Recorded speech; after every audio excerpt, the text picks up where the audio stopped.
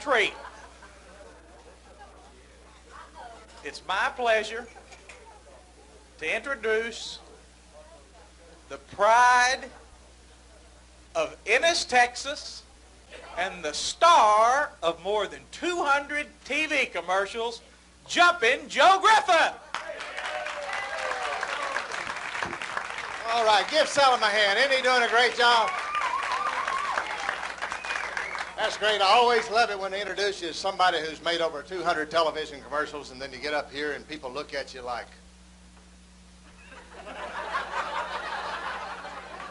well, I ain't never seen him before.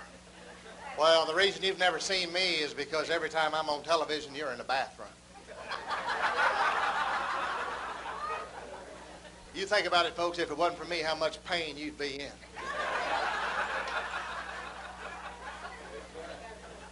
As he told you, I am from Texas. I love Texas. Where else would you hear somebody say to someone with herpes, y'all come back now, you hear?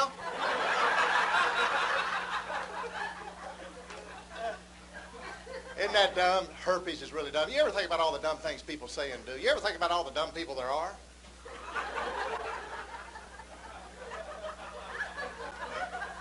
You know, think about this. In every town in America, somebody in that town's got the dumbest kid in town.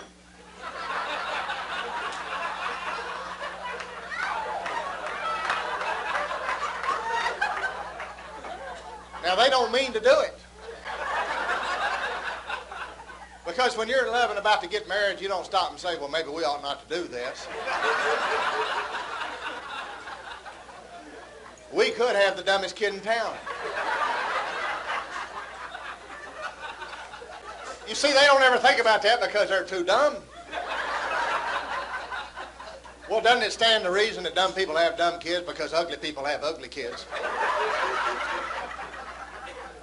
If you think I'm kidding, you follow some ugly kid home from school.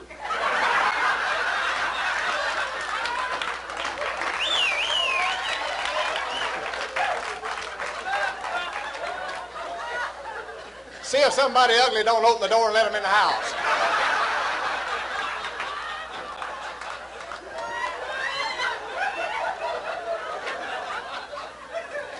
You ever think about all the dumb things people do? You know what's dumb is I got lost coming up here tonight, and I stopped and asked somebody for directions that I'd never even seen before. Now, that's stupid because nobody ever tells you they don't know where anything is. I could stop you right here in your own hometown and say, where's Highway 41? You didn't know where it was, ran through your backyard, but you're not going to tell me that. You try to tell me how to get there. You put on your Rand McNally look.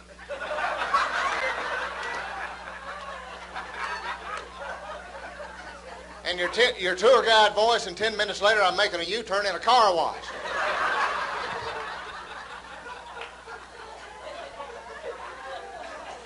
There are a lot of dumb people in the world. You know who's really dumb is doctors. They really are. They'll spend 9 or 10 years in medical school and then write you a prescription that says take 1 pill 3 times a day.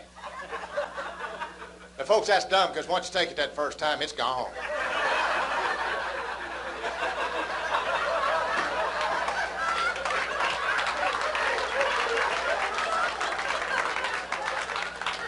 I almost never became a comedian because my parents wanted me to be a doctor, and I got to thinking, you know, being a doctor sometimes wouldn't be a bad job. They got it made. They sit in their office all day, and we got to call them up and beg them for an appointment. And it's usually about 3 weeks before they can work us into their schedule, and by then we're well. But you better go anyway, because if you ever break an appointment with a doctor, they're going to blacklist you. And the next time you get in to see a doctor, you won't be able to, and you'll die. So what do? You go down and sit in their office for 3 hours reading those old magazines. Isn't that terrible about the Titanic?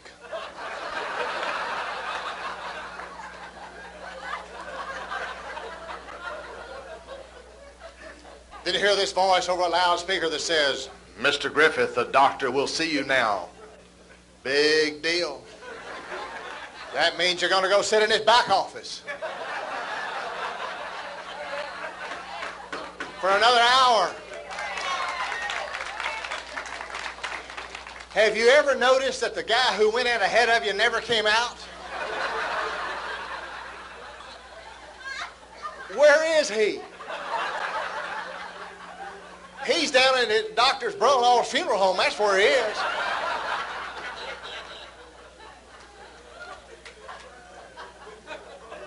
And they put that gown on you.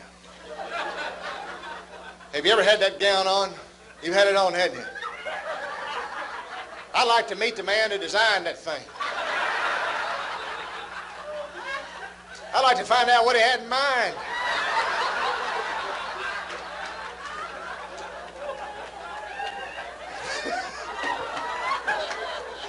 It covers every place except where you're going to sit. And that's where you need it the most. Because that doctor has sent a research team all over the world to find the coldest metal known to mankind. And it's back there, waiting on you. And you're freezing to death, and the doctor walks in wearing a mask. That's so if he screws up, you can't point him out in court.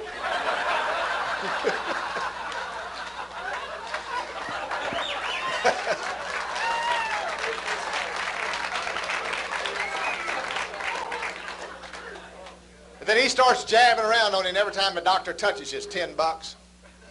If you holler, it's 15, because he knows you're scaring away his other patients. And then walking out the door, standing there is this Marine drill sergeant, disguised as a nurse. And she's got a tattoo right here. It says, "Pay up or die." So what do? You write them a check for your life savings. It's terrible the way they treat you, but I want you to know I'm not letting any damn doctor treat me that way the next time I get sick. I'm going to go to a veterinarian. Hey, don't laugh. I told that one night in a club, and a veterinarian came up afterwards and gave me his calling card. And he's not a bad doctor.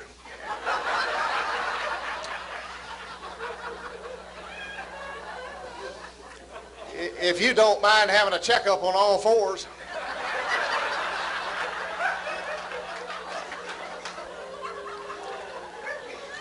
I'm sitting out in a waiting room, and the patient next to me started licking me.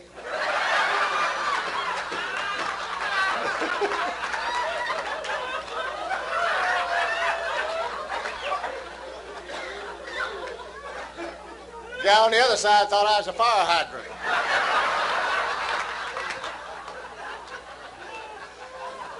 Oh, Lord, I'll tell you, you're a good crowd. I wish I had a better act.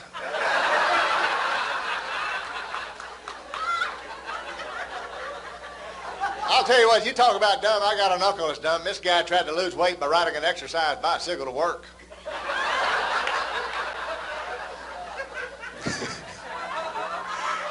He lost 80 pounds. He's still in the living room.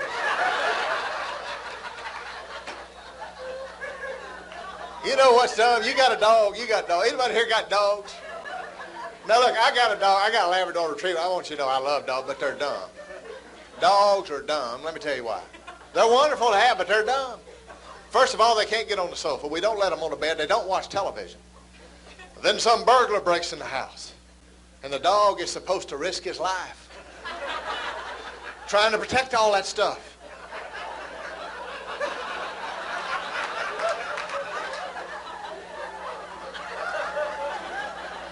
If the dog was smart, he'd say, "Hell, man, take the sofa. I don't ever get to sit on it anyway."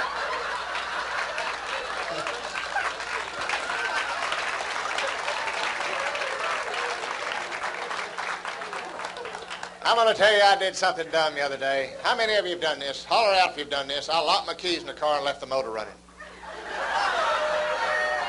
Hey, that makes me feel better. I want you to know what I did. That is embarrassing. That's embarrassing. And I called my girlfriend. I said, "Bring a coat hanger down here, honey." She brought a wooden coat hanger.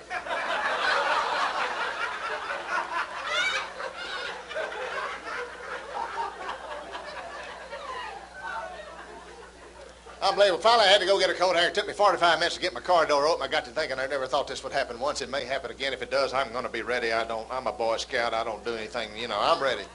So I got that coat hanger and put it in my trunk.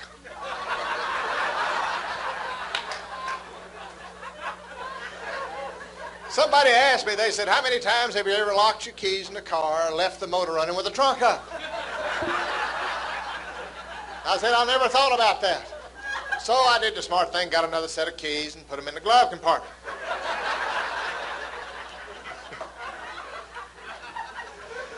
You know who's really dumb? Southern people. Now they really are. Let me tell you why. They'll name a kid. They'll name a kid John Robert Jeffers III and call him Bubba.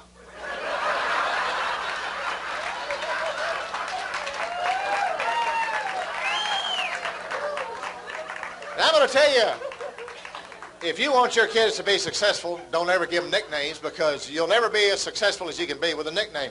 When is the last time you saw somebody interviewed on Meet the Press called Buster? How would you like to go to H&R Block and have your income tax done by a guy named Ace?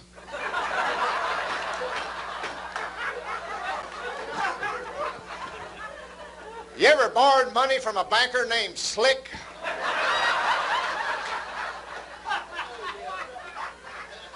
Names are important. Let me tell you, I was flying in here today from Chicago, and I love it when the captain comes on. He said, this is your captain speaking, Chuck Chandler.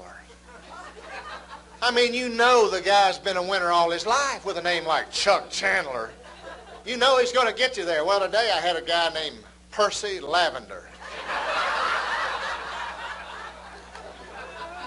Right away I said, I need a parachute over here in 2A.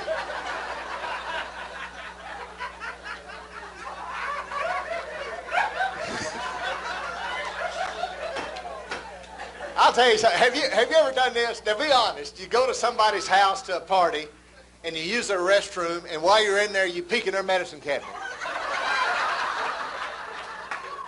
Have you ever done that? I'm the only one who does that? I wonder sometimes, what am I looking for? I'll be damned. The Harrisons use band roll-on.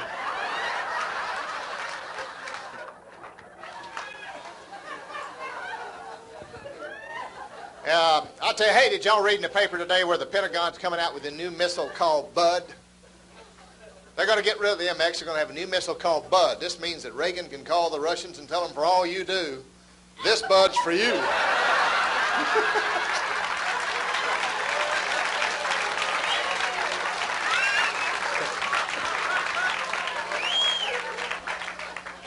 I'll tell you something. You want to know how dumb people think we are? Go home tonight and get your bottle of shampoo and look at it and see if on the back it doesn't say this. They really think we're dumb. Lather, then rinse. Now, I'm really glad they told me that. I might have come down here tonight with a head full of suds.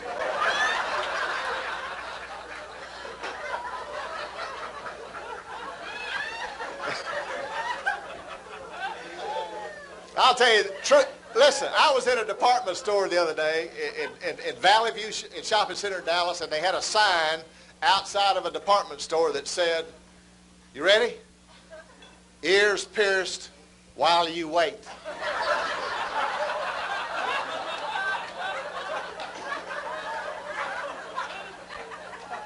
Now, I'm not a woman, but I bet that beats the hell out of the old days when you had to leave your ears there and go back and pick them up later.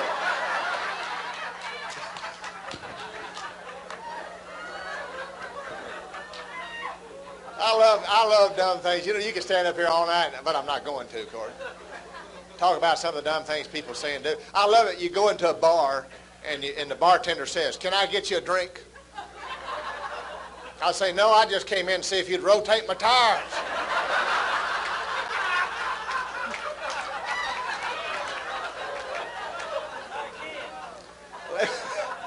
Let me tell you what happened the other night. My Chevrolet broke down, and I had to have it towed to a service station. Well, I got there, the mechanic looked at me, and he said, Mr. Griffith, did your car break down? I said, no, I found out I get terrific gas mileage if that truck tows me all over town.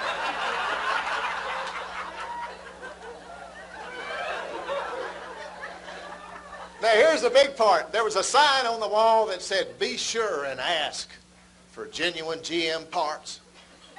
Now, why would I want to do that? Those were the parts that just broke down in the first place.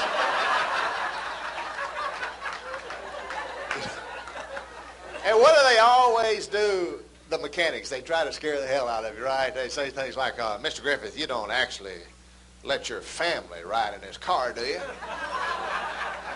I'll tell them, no, I usually strap them to the luggage rack. That way they can be killed first. Have you ever had this? Happen? You go to someone asks you to come over to their house at the spur of the moment, and you get there, and they say, well, come on in, but excuse the mess this house is in. You ever have that happen? Just once, I'd like to have the other person say, forget it. I'm not coming in a messy house.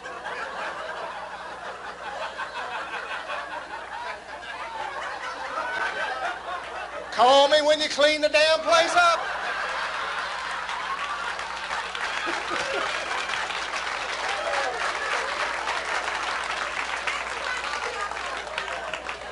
Now, here's what I love is husbands are dumb. Amen. That's it, honey. Let me tell you, husbands will get into a fight with their wife, and they don't know what the wife is mad about, and they ask her. And every woman in America gives every husband the same answer. Well, if you don't know.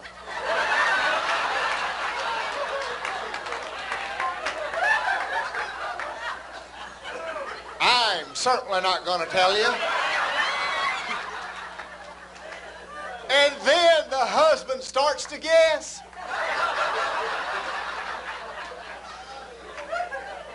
And he ends up admitting things she didn't even know about before. Now she's really mad.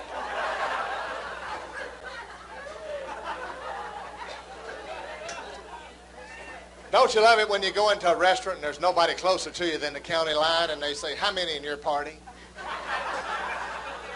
I usually say there are 9 of us, 8 of them are hiding in my shorts.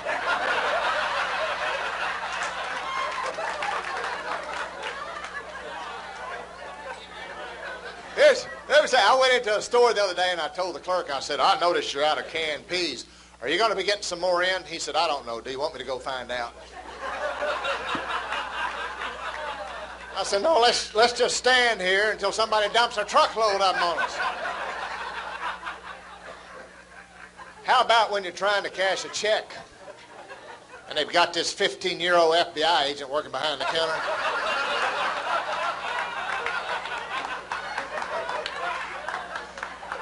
She says, Mr. Griffith, is this your correct name and address? I say, no, I'm really Ronald Reagan.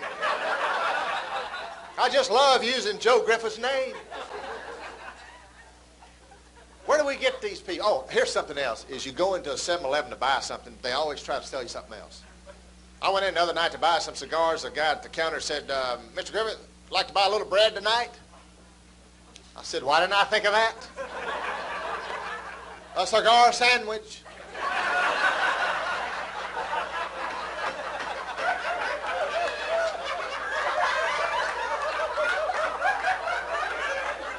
That's what I've always wanted. You know what all of us ought to do tonight? We ought to leave and go to the same 7-Eleven one at a time, and everybody go in and buy some tuna fish. And see if the guy doesn't say, how about a little ice cream tonight? You say, great, I've always wanted a tuna sundae. We'll drive the guy crazy.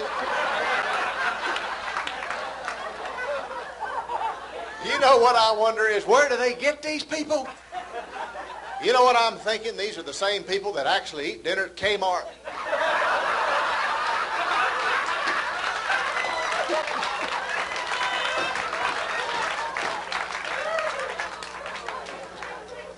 Don't you love going into Kmart? You know, I'll tell you what scares me is when you go into Kmart to buy some to the pharmacy department. Now, I know they have a druggist, but I don't like buying life-saving medicine from some guy standing right between trash can liners and lunch meat. I mean, that gives me a funny feeling. And doesn't it always make you feel funny when you walk in there having a blue light special on Valium?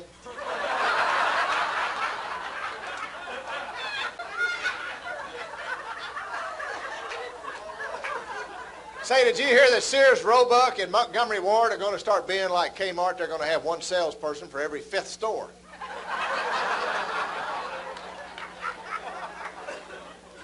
He He told you I did television commercials at the beginning of the show, and there's one thing I want to know they're dumb. They really are. They're not dumb. They do a lot of dumb things, but they work. I've done 200-plus television commercials, and to give you an idea of what I'm talking about, I did a tire commercial, and they had me throwing a tire out of a helicopter because they want to scare you to death. It's the only way they'll get you to buy tires, right? So they had me thrown out of a helicopter, and supposedly we were a mile up in the air, but actually I wasn't even higher if I was right here on this table. But you couldn't tell that because they had the camera on the ground shooting up like that, and all you saw at home was the angle of it. Now, the first time we shot the commercial, I threw the tire outside my helicopter door. Right in the middle of my dialogue, it went flying past me. I could see some guy saying, now, there's a good tire, boy. You ever notice in a tire commercial they've never shown a man with a flat tire? You see that's not going to scare anybody, so what do? They show his wife stranded on some dark, lonely road at 3 o'clock in the morning. Why? Because every man in America that sees that commercial is going to run out and buy those tires that they're advertising. So that won't happen to his wife because he loves her. Right? Wrong. He doesn't want to have to go out and get her on a night like that. I've always wondered what the hell is she doing out there at 3 o'clock in the morning by herself in the first place. Here's one I love is you're watching. Have you seen this one where they say flesh-colored Band-Aids? Now, have you ever seen a flesh that color?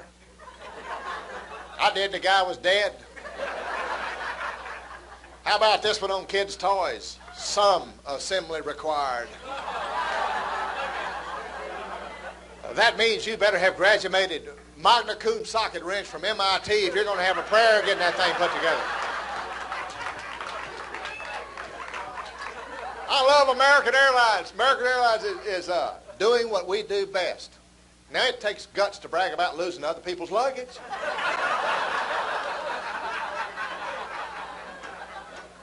I was flying on America today, and I came into Dallas, and there was this good-looking stewardess on there, and she said, Mr. Griffith, if you'd quit leaning out in the aisle, I'd quit bumping into you. How did I know? Now, I make television commercials, and you watch them, but I make them, and they've convinced me of things, and I know the behind the scenes. For example, they finally convinced me in television commercials that sex appeal is nothing more than white teeth. That's all it is, white teeth. All these years, I've been looking at the wrong things. I met a lady at a party the other night. She's a good-looking woman. I said, you're a good-looking woman.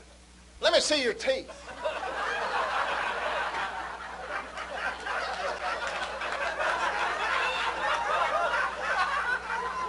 She said, help yourself. They're in that jar over there on the...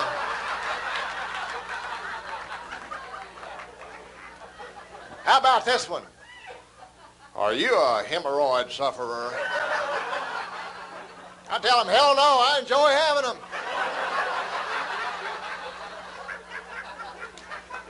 I don't get enough of them. I'm itching to get more. You scratch my back and I'll scratch your back.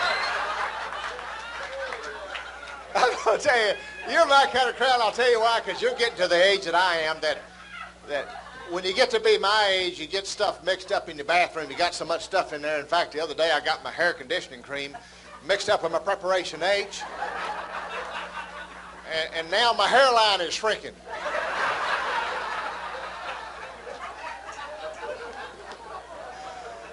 But at least my hemorrhoids are bouncing and behaving.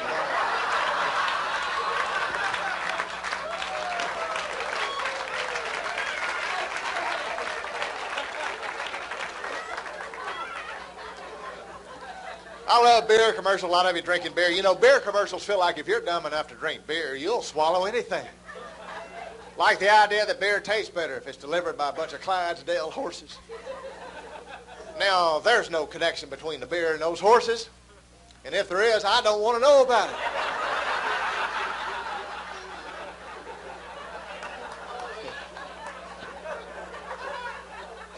How about the phone company?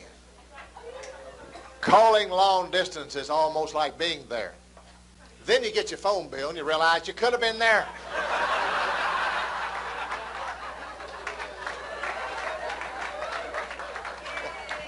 Have you ever realized a phone company is the only company in the world that can charge you for something that's not even there?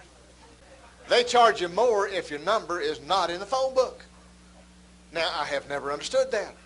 Can you imagine what they charge us if we ever had our phone taken out? I can't afford to move. And their service is awful. In fact, I called up the other day because my home phone had broken down, and I got the service department, and the lady said, you calling from that number now? I said, lady, if I was calling from that number now, I wouldn't need to be calling the service department, would I? She said, do you have a phone number where we could reach you? I said, as soon as you fix my phone, I will. And here's the best part. She told me, she said, Mr. Griffith, there'll be a serviceman out tomorrow between 8 a.m. and 5 p.m., and I had to stay there until he got there. I said, well, do you think it would be more likely that he'll come in the morning or the afternoon? She said, whichever would be the most inconvenient for you.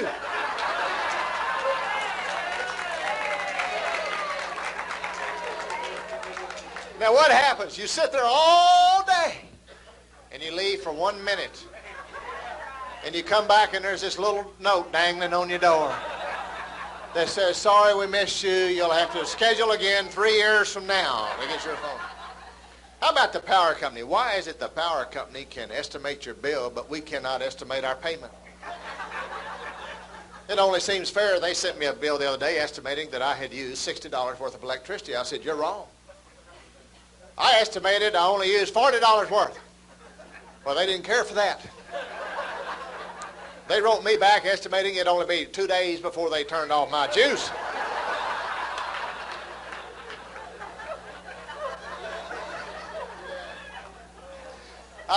My favorite commercial are military commercials because they don't have a draft anymore, so what do? They have to sucker these kids into joining. Now, what they did in these commercials, what do? They show these kids working with rockets and computers and stuff like that. They don't ever show them cleaning the trains. Now, that's what they trained me to do when I was in the service. Be a men's room attendant.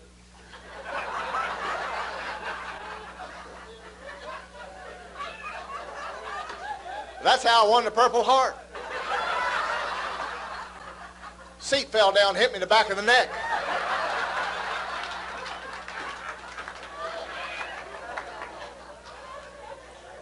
Well, you can laugh if you want to, but I damn near drowned.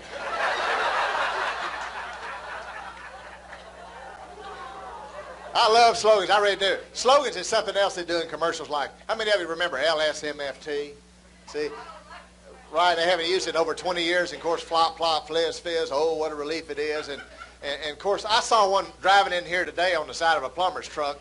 It said in our business, a flush beats a full house.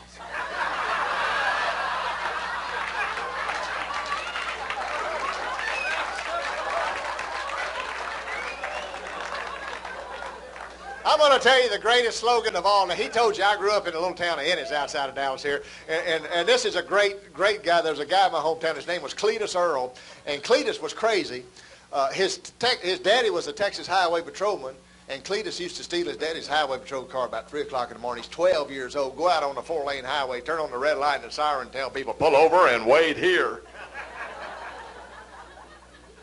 And then he'd go home. He'd call the local police and tell them there were a bunch of cars parked out on the highway. Now you know the kind of guy we're dealing with here.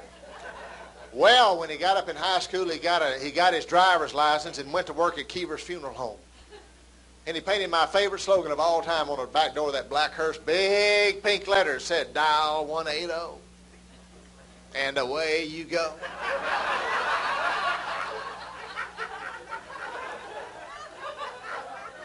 And, he used to take that hearse sometimes without permission. We'd double date in that thing. Some nights there'd be 5 of us.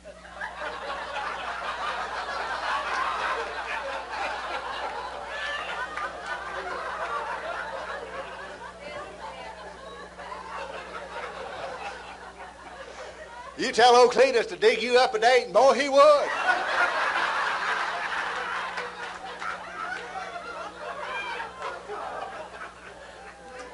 I thought I saw him at our high school reunion. That guy's gotten married and everything. I shouldn't kid about him because I never have gotten married.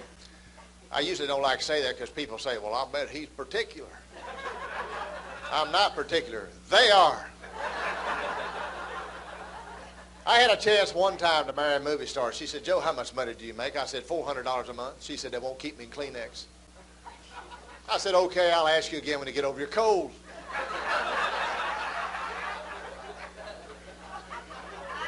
I'm going to tell you, folks, it's tough when you're my age trying to find a girl. I've done everything. I even joined a co-ed health club. I figured that'd be a good place to meet some women, right? Well, I get there and I got this typical health club instructor, 6'4", 250 pounds, size 2 hat.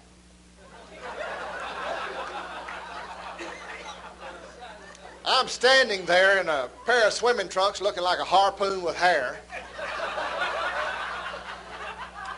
He said, any particular area you want to work on? I said, yes, my body. He said, you ever pick up dumbbells before? I said, numerous times in single bars. You know, I don't like single bars. I'll tell you why, because you get in there, the girls don't even want to know your name anymore. You know what they ask you? Well, what sign were you born under? I tell them, high voltage. They say AC or DC.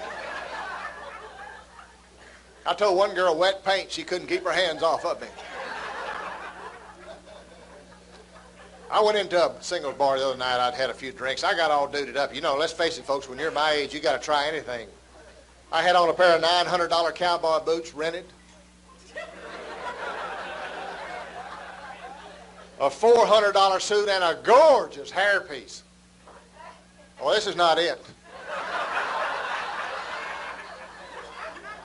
I walked into that singles bar feeling no pain. I saw this young chick standing there about 21 years old. I said, honey, where have you been all of my life? She said, teething.